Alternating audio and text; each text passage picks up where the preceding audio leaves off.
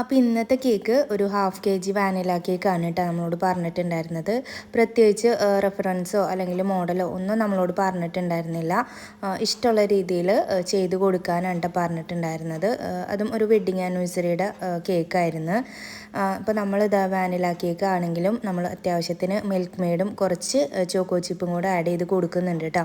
പിന്നെ അതേപോലെ തന്നെ നമ്മൾ പാലിൽ മിൽക്ക് മെയ്ഡ് ആഡ് ചെയ്തിട്ട് ആ ഒരു സിറപ്പ് വെച്ചിട്ടാണ് കേക്ക് വെറ്റ് ചെയ്യുന്നതും.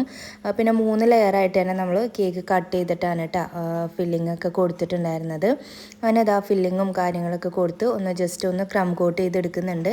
എന്നിട്ടൊരു 5 മിനിറ്റ് ഫ്രിഡ്ജിൽ വെച്ച് ഒന്ന് സെറ്റ് ചെയ്തതിന് ശേഷമാണ് കേട്ടോ ഞാൻ ഫൈനൽ കോട്ടിങ് കൊടുക്കണത്.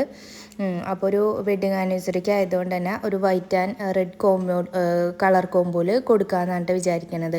അപ്പോൾ ഇതാ നന്നായിട്ട് തന്നെ ക്രീമൊക്കെ വെച്ച് സ്പ്രെഡ് ചെയ്ത് നന്നായിട്ട് ഫൈനൽ കോട്ട് ചെയ്തെടുക്കുന്നുണ്ട്. അപ്പോൾ എൻ്റെ കയ്യിൽ ഈ ഒരു ടേൺ ടേബിൾ പ്ലാസ്റ്റിക്കിൻ്റെയാണ് കേട്ടോ. അതുകൊണ്ട് തന്നെ റൊട്ടേറ്റ് ചെയ്യാനായിട്ട് കുറച്ച് പാടാണ്. എന്നുവെച്ചാൽ ഒരു മെറ്റൽ ടൈപ്പ് ടേൺ ടേബിളൊക്കെ വാങ്ങണമെന്ന് വിചാരിക്കുന്നുണ്ട്.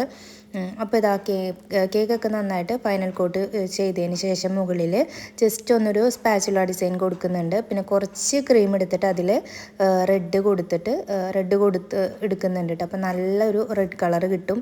എന്നിട്ട് ചുറ്റിനായിട്ട് ഒരു ഹാർട്ട് ഷേപ്പ് കൊടുക്കുന്നുണ്ട്. ഇതേപോലെ കൊടുക്കുന്നുണ്ട് മുകളിലും. പിന്നെ അതേ ക്രീം വെച്ചിട്ട് നമ്മൾ മാറ്ററും കൂടി എഴുതി കൊടുക്കുന്നുണ്ട് കേട്ടോ. പിന്നെ കുറച്ച് ഷുഗർ ബോൾസും കൂടി ഇട്ട് കൊടുക്കുന്നുണ്ട്. അപ്പോൾ ഷുഗർ ബോൾസും കൂടി ഇടുമ്പോൾ ഒരു പ്രത്യേക ഭംഗിയാണ് കേട്ടോ കേക്കിന് കാണാനായിട്ട്. അപ്പോൾ കേക്ക് എങ്ങനെയുണ്ട്, ഡെക്കറേഷനൊക്കെ അടിപൊളിയായെന്ന് കമൻറ്റിൽ അറിയിക്കുക. അപ്പോൾ അടുത്ത വീഡിയോയിൽ കാണാം. ടാറ്റാ.